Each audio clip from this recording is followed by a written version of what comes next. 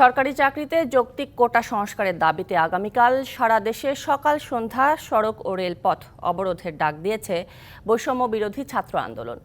সংবাদ সম্মেলনে জানানো হয়, এই আন্দোলন মুক্তিযোদ্ধা কোটা বাতিলের জন্য নয়, বরং যৌক্তিক সংস্কারের।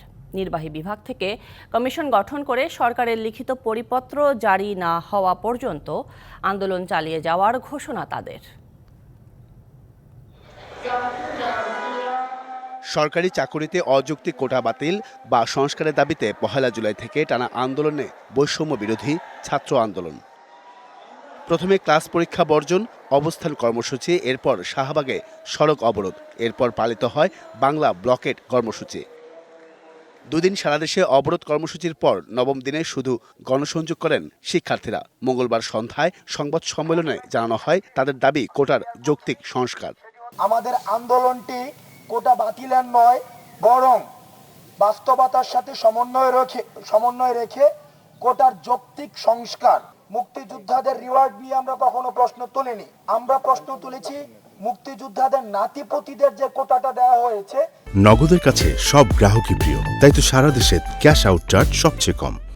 যে কোটাটাকে যদি আমরা একটু এক্সপ্যান্ড করতে চাই, সেটা পোষ্য কোটা নামে যেটা কোটাটা রয়েছে, আমরা সেই কোটার বিরোধিতা করছি। আমরা 5% কোটাকে আমরা যৌক্তিক হিসেবে আমরা বিবেচনা করছি, অর্থাৎ 5% কোটা রাখা যেতে পারে।